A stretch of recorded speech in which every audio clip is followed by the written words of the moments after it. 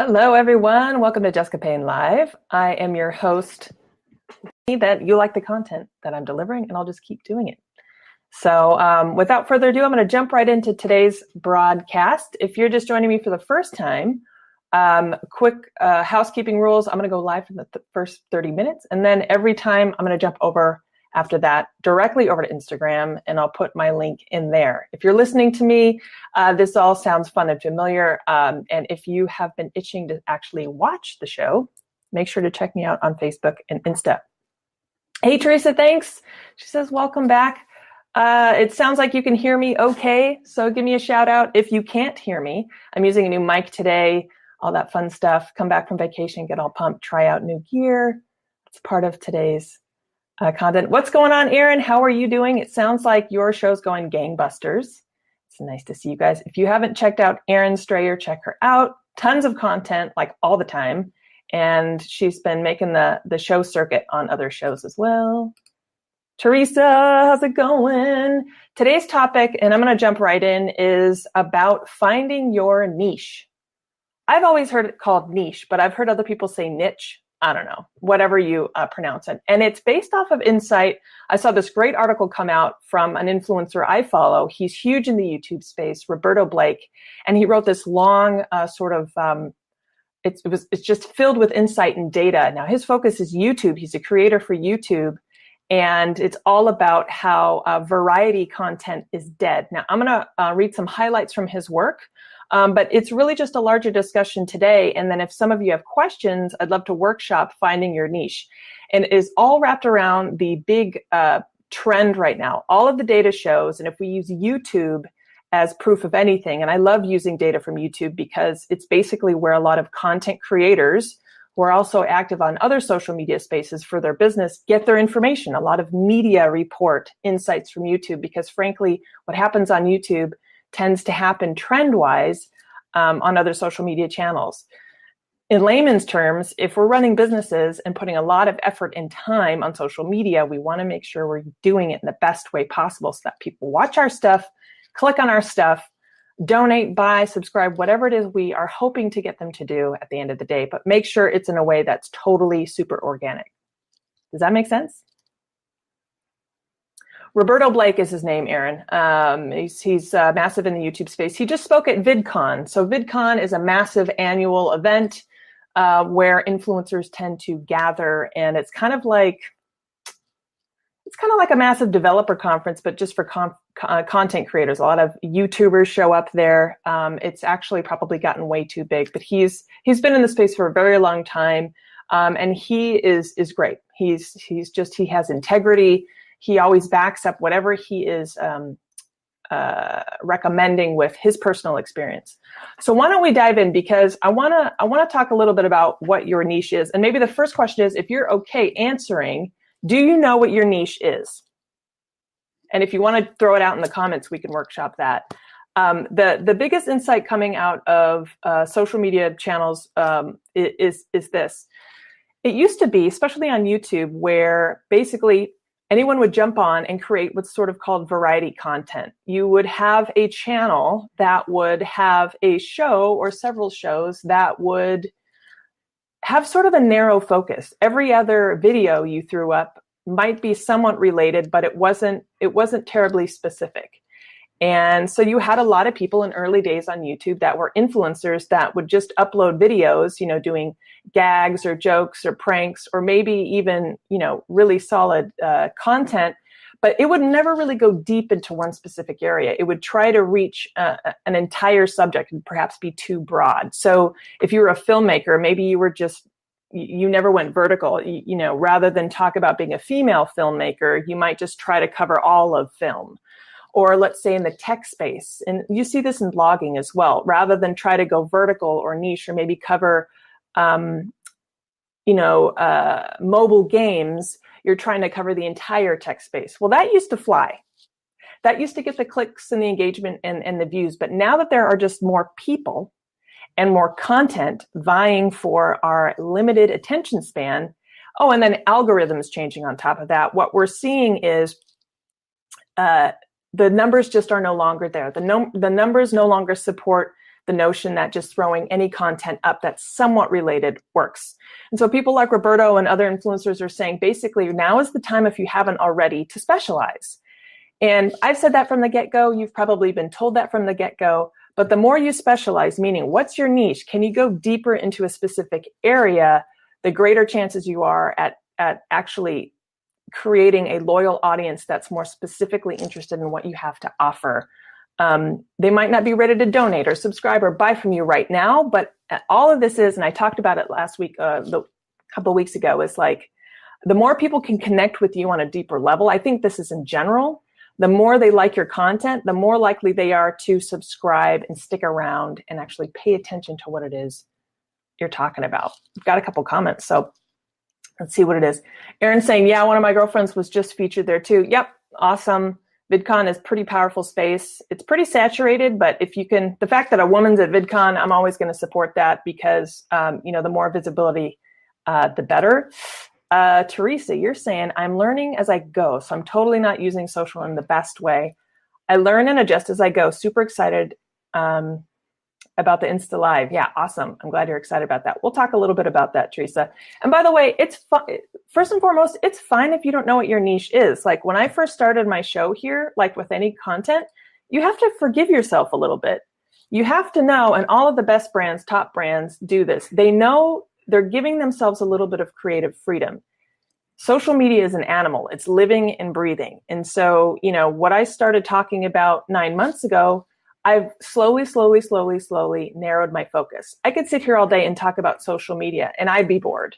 But what I've tried to do, and hopefully you've noticed this, is every show I go a little bit more of a narrow focus. So I tend to focus on a couple of things now: storytelling, content, brand, authenticity. There's always, my niche is always that authentic branding, bringing your personal style forward. I might hit on trends, but so let's use me as an example. You'll find that I'm not going to sit here every week and just report the news and social media. Way too broad. There are frankly other people that can do it better than I can. It's all about what can I offer? And, so number one, forgive yourself. You don't need to know your niche right away. Number two, if you wonder or if you're struggling to find what your niche is, it goes back to what I've said before. What personally can you bring into your experience? There's no easier way to personalize and specialize in your niche than actually bringing some of your personal experience forward. So for example, Teresa, you're in education, right? You know how to work with kids. Maybe it's kids of a certain age. Maybe it's kids who have learning disabilities. Maybe it's a different style of teaching. Like you and I both know, education is an extremely broad subject matter. So what can you bring into it that is naturally you, because that's going to make it easier to create the content? What can you actually specialize?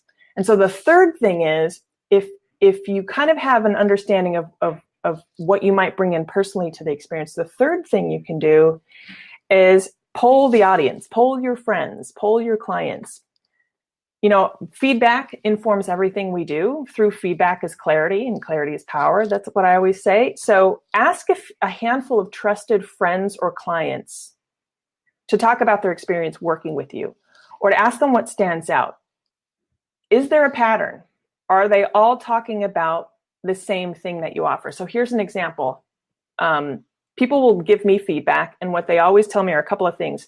You have a very calming presence. I don't really know if I can focus on my niche about that, but that informs my presentation style. And they also say they really like how I bring authenticity and storytelling together. I hear that time and time again. So I know they're basically informing what I need to stick to in terms of niche, in terms of my stamp on my topic. And that's really what we're talking about. Right? So if you are struggling to figure out your niche, if you feel you're going too broad, if you aren't seeing those clicks and views and links, maybe you're getting interest, but nobody's actually doing what it is you want them to do, stop, take a look at what you're doing, and actually poll the audience. That's the third thing. What up, RJ? RJ is an excellent example. I'm going to put you on the spot, RJ, of niche, of owning your specialization. I think we all know if we have a question about chatbots at all, we go to RJ. I mean, it's like when it can be that obvious. I think there's no better way of owning your niche than that. There are other people who work on chatbots. RJ knows this. I know this. But for me, what I connect with RJ is she's a business owner. She's wicked smart. She's super authentic. She's a woman. I connect with that. And she knows her stuff. Have I worked with RJ? Yes. Do I know a lot about chatbots? Not really. She helps me inform the technical side. Okay. So there's an example of specialization of owning your niche, right? RJ, I'm curious, like, as you're moving forward in chatbots, I'm totally putting you on the spot, dude. We're talking about finding your niche. And I've seen you, because I watch your show, like play with different topics. In fact, I know a lot of us here do our own shows. I'm curious, like, have you played with different topics? Are there moments where you've tried a new focus and it hasn't worked? I have bagfuls of that, but I'm curious. RJ, Aaron, I'm wondering, have you tried to move deeper into an area of your niche and find it didn't work? Because that's important too. Aaron's saying she's the queen. Queen RJ. We all know. Teresa's saying, learning and building skills through play, that's what you focus on. Awesome. So learning and building skills through play. So everyone, just if you're listening or watching, not familiar with Teresa, so education, she works with kids. So I'd invite you to actually take a look at, okay, so when it comes to the content you're putting out, because that sounds pretty straightforward. When it comes to your niche and content, because that's what today is about. Again, I always say put purpose behind every second you spend on social media so that you get people to do what it is you want them to do, so that it's organic, authentic, and so it's fun, so it doesn't suck, right? The more authentic it is, the more rewarding it is. So Teresa's saying learning and building skills through play, that's what you focus on. So when it comes to actual content, I think when it comes to what you can actually talk about, how can you bring your personal story forward? How can you personalize that niche? How can you go one step further? And that's kind of the fourth way a question to ask, prompt yourself with a question. So, are you a mom? Are you a parent? Are you, we're getting a drive-by from my cat. Come here, honey. Anything can happen on a live. So for me, here's a good example. Do I or do I not bring my personal life into my lives? I do. You've seen my cat. Sometimes she gets more views on my Instagram than I do. I think most of you know I'm part of the queer community. Like, I bring that in. So these are choices. These are moments for us to bring our personal lives into our niche to help go one step further, one more step sort of vertically into our subject matter. Aaron is saying, oh my gosh, I've tried many times. I feel it's failing forward. Yeah, I agree. I think you're referring to trying different things. For me, I always have one sense of a pull. Like, I get really excited about a new app or a new trend, and a lot in social media. It happens very, very quickly. Apps and trends come and go. So the best thing that we can do is just like try them out. So there have been times where I feel like I'll try to beef up on an app or subject matter that I'm really excited about, and then it disappears. I'm like, well, that's not going to be my niche, is it? Because no matter how much I love something, it's not necessarily going to be, the best way forward for me to verticalize. Can I just tell you, I have a cat fully extended right now, like scratching on my cupboards. I don't know. I'm just going to use it. As long as you can hear me over her, that's going to be great. So what are the things that Roberto said? Because I do want to refer to that. Some of the things he talked about, and again, he presented this at VidCon. You can find all of this information online. But some of the things, and I'm just reading from my phone here, he talked about everything from what content to make. He talked about stuff called gateway content. He also talked about inconsistent and infrequent uploading. So rule number one, you guys, always be posting. Still always be posting. Don't be afraid to find your niche and talk, but always be posting. Don't rely on YouTube to do everything for you. This is directly from Roberto, but I would say the same. Don't rely on Facebook to do everything for you. Don't rely on the magic of Twitter to do everything for you. It starts and stops with your content and your niche. Some of the other things he said, and I love this, his piece is long, it's on Medium, you can read it all, but some of the things that actually stood out to me are, and this was directly in line with a couple of days I spent at the YouTube space in LA a couple weeks ago. This is one of the big trends right now. As soon as you find your niche, you personalize your experience, you take your take on something. If you're a realtor and you're a mom, maybe that's your niche. If you are a lawyer in South Florida and maybe you work with a lot of startups, maybe that's your niche, right? What's that 1 or 2 steps further into your topic that you can then own? This is when, let's take a step into the content strategy side. Then you can start to think about things like, okay, so when it comes to content, rather than just, and this goes along the lines of like, stop doing variety content. Don't just do one episode on one thing and never touch it again. Think of it as sort of a mini web series. So for the next 3 or 4 videos, or 3 or 4 posts, or 3 or 4 lives, can you dive deeper into a specific chapter or section or area of your niche? Teresa, maybe it's learning disabilities for the next 4, or overcoming the first year in school. Maybe there are some pain points or some challenges faced by parents that you deal with all the time. Can you wrap a series around that and then you roll it out? So in the YouTube space, it's sort of like, it's called like, you roll it out in blocks. So a lot of web series will actually produce a full season and then they'll roll out their episodes in blocks. So 3 or 4 episodes at once, because they understand our culture likes to binge. And some of these episodes or videos are only a minute or 2 long, but what they want to get you to do is dive deeper. They'll roll out 3 or 4 videos and it only totals maybe 20 minutes. They know you're going to sit there and watch 1, 2, 3, 4 videos on a topic, get excited, and then they'll promote the next block that they'll release maybe a week later or 2 weeks later. The culture now is to binge. They know we like to binge and consume. So you do it too, probably, if you watch Netflix at home. So think about that. Can you create a block of posts or videos? Think like a YouTube creator and roll it out in blocks. And what can you do? What topic can you own that highlights your niche and your expertise? This is one of the best and easiest ways to actually help communicate to others that you specialize in something. So rather than one random video or like 10 covering a whole variety of things, why don't you dive deep and think about it in terms of a series? All right, we've got some fun comments. I knew that would spark some. Teresa, that's fantastic. I love that idea. Do it. So I'm going to challenge you right now, Teresa, to actually do it. It's hard. It's hard to go vertical. But once I think you start to think about it in terms of, we watch Netflix, we watch Hulu, we probably follow and subscribe to YouTubers.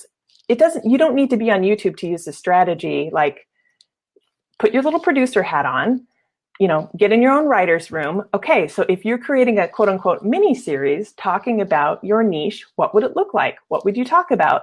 And then divide it up, slice it and dice it into like 3 or 4 chapters.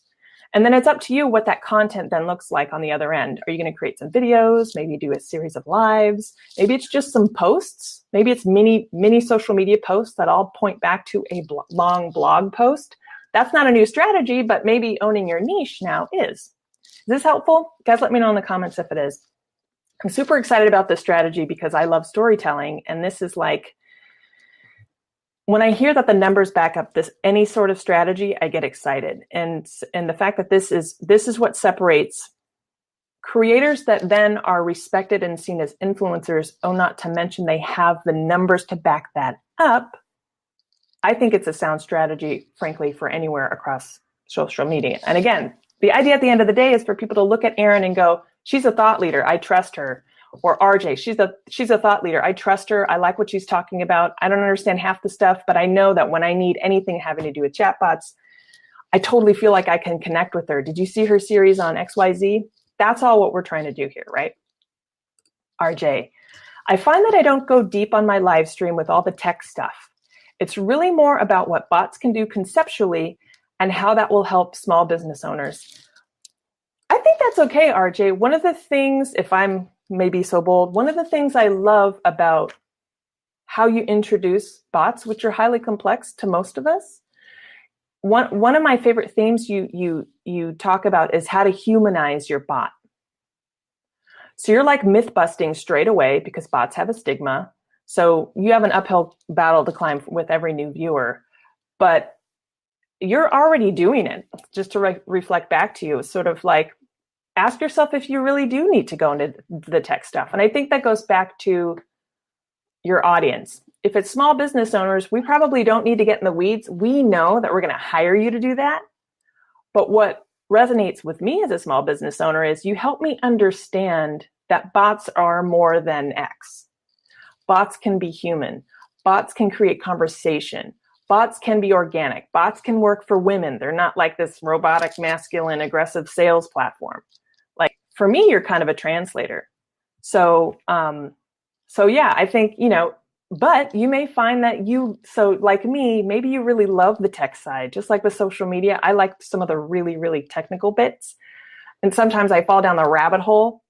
And I'm like, okay, do I need to talk about that because I love it? Or is there a way to talk about it in a way that is presentable to my viewers? Does that make sense? So yeah, I love it. I think, why not try it? Just like Aaron said, fail forward, try talking about tech and see if it resonates. I think all of this is just testing, right? I want to make sure I'm getting all your comments. You guys have great ones. Can I just say, I love that we're all women here gathered. Hello, live stream. Honestly, social media is our time, ladies. The more women on social, the more we control our content, fantabulous. And our male allies, don't get me wrong, but I just love the fact that every name I see here is like beautiful gathering. Teresa's saying, I think the tech stuff can be helpful for those who enjoy that. What I love about RJ is that she paints a picture with every show for what bots can produce for you. Hello, RJ, reflecting right back to you. See, so here's the feedback I was telling you about. So the next time you're scratching your head going like, okay, what do I talk about now? Just remember that you've got fans in Teresa, you've got fans in myself. We both have reflected back to you that you paint a very clear picture of what bots can do. Again, you help educate us not on like the technical side of it, but like you help us visualize, frankly, a highly technical thing. And that's not easy to do. So when in doubt, I love that, Teresa. I love when we can all just sit here and just have a love fest. I'm totally for that. I want to make sure I got all of Aaron's. Yep. Here we go. Teresa's saying, I think that's what I struggle with, is how to bring my experiences into my content. I market to moms and I come from the educator point of view, so I struggle to bridge these areas. There you go. Okay. Well, you're already niched a little bit because you're marketing to moms. So that's good. How can you actually dive deeper? Let me noodle that a little bit. How to bring my experiences into my content. As a parent, I mean, there's nothing more relatable than a parent talking to another parent. You just happen to be a parent who teaches. So you've got like two hats that you can wear. But I am sure that you can have conversations with other parents that are totally relatable, that don't have to necessarily do with teaching. Maybe it's just like being a mom, hashtag mom life, like doing the school run in the morning, or like running out of lunch bags, or, me time, whatever that means to you, Are there ways that you can bring in your day-to-day reality of being a mom? Because it's the noblest job on this planet. Are there other ways that you can have fun with it so that people can see Teresa as an educator, but also Teresa as a woman, Teresa as a mom, who other people would be like, I am living that same experience, And again, whether they sign up to your program or not, maybe it's someone across the world. They'll be like, I can totally relate. I'm going to subscribe to her channel, or I'm going to click on her post. You just want to be a little bit more relatable. Aaron Strayer, I love how you're talking to each other. Aaron Strayer, I deal with moms who have kids ages 2.5 to 10. My hat goes off to you. Aaron's saying, what's the age of moms you deal with, Teresa? I'm already feeling some magic that you guys are totally going to connect and relate. That's what this is all about. I'm a facilitator here to connect y'all. Whether you like my content or not, we can just have this be a place to gather so we can all boost each other up. I'm going to read a few other things that I found online in addition to Roberto's. Again, when it comes to finding your niche, a couple of things. It's okay if you don't know your niche right now. 2, if you are struggling to find your niche, ask yourself, what can you bring from your personal experience, your day-to-day as a mom, dad, doctor? Maybe you went to the University of Kentucky. Maybe you are an avid fly fisherman. Maybe you love apartment DIY. Who knows? Maybe you are a cancer survivor. I don't know. Maybe you love to marathon. What is your day-to-day? What can you bring in from your personal experience into your specialization? And then 3, if you want to then take a step forward, think about what the content then looks like, and think about, from our wonderful guru, Roberto Blake, and frankly, the same insight I got at YouTube, put your producer hat on, think about, okay, if I was going to create a little mini series around this topic, what would those little episodes look like? Doesn't mean you need to make video, just what do the next videos look like? What do the next 3 lives look like? What do the next 5 social media posts look like? And they all kind of connect and communicate one big thing. And at the end of the day, what you're doing is you're just opening yourself a little bit up to other people and the opportunity to connect with them on a more personal level, but then communicate to others that you know your stuff. Like you own your topic. And all this does is build trust so that people start to follow you, click on your channel, subscribe to them, and you start to see that social media momentum move forward again. Does that make sense? Let's see if you guys are talking to each other again. What are a couple of other things?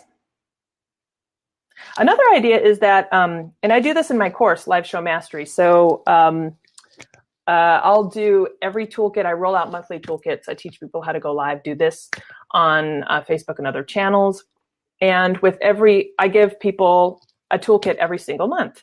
But with that toolkit, I do how-to videos. So there's sort of what's called a hero video, a main video that greets you saying, hey, here's your next toolkit. Here's what you're going to learn. And then as people click in that, I have another series of how-to videos. So you can use the same strategy when it comes to promoting let's just call it your series of content, whatever that is. Create your hero content, something that kind of wraps it all up, ties it all up in a bow so that it's presentable, because you don't know where people are going to find your content, at which stage. Maybe they're going to follow you from day one. Maybe they're going to stumble upon it in a couple of weeks or a couple of months. And maybe it's one of the chapters, the pieces of it they find first, or maybe it's the big thing. Write a blog post that encapsulates the whole thing, and then, link out to whatever your social media posts are. That's what you're going to promote. Classic social media strategy. If you're actually creating video content, why not create, Roberto calls this, and I call this, hero content. One video that kind of summarizes it all. And that one can actually cross-promote the other 3 or 4 chapters. It doesn't have to be long, but it can kind of easily summarize. You see this on a lot of websites when they're launching a new product. They'll have, or commercials, like Apple does this. They'll have one commercial or video that captures whatever it is they're talking about. And then you'll see other videos pop up that support it. Maybe some are technical, maybe some are how-tos. This all goes along the line of niche. So I'm going to leave you with one last piece of advice that I've been using for a while, and it's specific to YouTube, but you can use this on other channels. And then I'm going to jump over to Instagram, because I got to be honest, and I got to make sure that I honor people there. You can join me over on Instagram, by the way. I'll put the link in the comments. One of the last things that you can, well, not last things, but one of the last things I'll leave you with today is spend some time on YouTube, even if you don't use it, and take a look at people's channels. Take a look at how people organize their videos. This is great strategy here. So for mine, I have one channel. Okay, my live shows are all on that channel. I create what's called a playlist. There's a Jessica Payne Live playlist. Think of it as like my sort of, it's like going on a cable channel and finding a show. My channel is Jessica Payne on YouTube. One of my playlists is Jessica Payne Live. You click on that and all of my live shows are on there, cataloged and just archived. I have another playlist. It is my podcast, which includes audio of my lives, but also every single podcast I've ever done.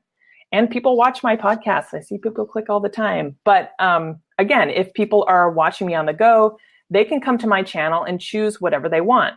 So some of the strategies I have going forward are, I'm going to deep dive a little bit more into how-tos. And this is going to be exclusive content just for YouTube, again, so that I can continue to own my niche on YouTube.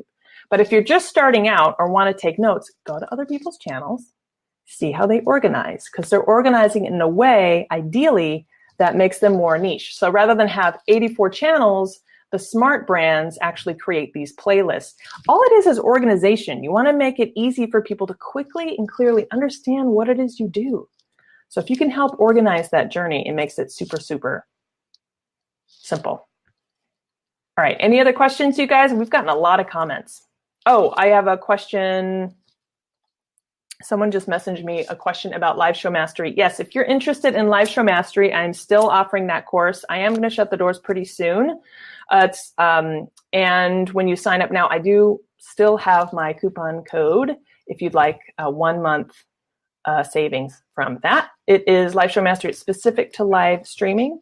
So let me know. Just leave me a comment or shoot me a DM if you want to know more about that.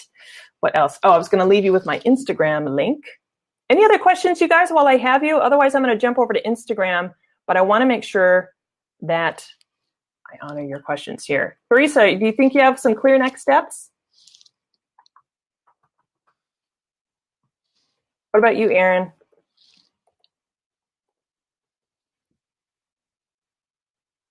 One thing I have gotten are questions about Instagram because I have been more active on it and I definitely have some strategies. So in the next couple weeks, quick plug, I am going to be talking more specifically about taking your strategy over to Instagram if you are interested in that. So I just left in the comments my Instagram URL. If you are listening, it's in the description. If you're watching over on YouTube, it is also in the description. If you ever want to join me live on Instagram, I go live every Tuesday, like right now, 8:30 a.m. Pacific. And I'm literally just going to bash just like doot, highlight reel of what we just talked about. I might even drop in a few more exclusive nuggets. How does that sound? Teresa, I'm already making notes for how to put together a series. That's awesome. And Teresa, if you want to drop me a note, you know you can. I'm happy to look at anything that you're strategizing. Like, I think one of the most powerful things we can do as creators is help each other out. Sometimes it's just getting another set of eyeballs. So Teresa, just when you have something on paper, email me, or you know how to message me. I would be more than happy to take a look at that, like to get you going. And I love it. Like, you're a go-getter. You just totally embrace new platforms and stuff, which I love. So the fact that you're already writing it down that's good energy. All right, you guys, I am going to jump over to Instagram. Join me live there if you want.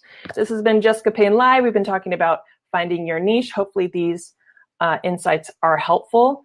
You can just Google how to find your niche, but I think this fresh insight from YouTube and YouTube creators, that would be my biggest piece of advice, is to follow them because they live and breathe in content and they totally watch the numbers. Does that make sense? Teresa says she'll be in touch. I'm working on a few things. I would love to get your insight.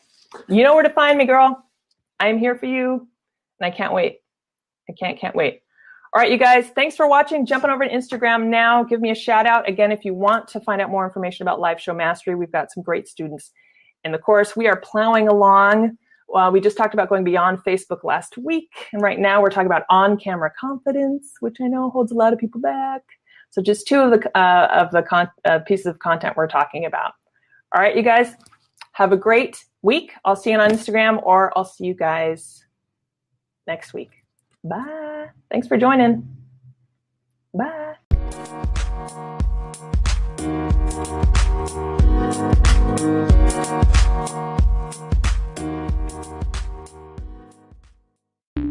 The podcast you just heard was published with Anchor.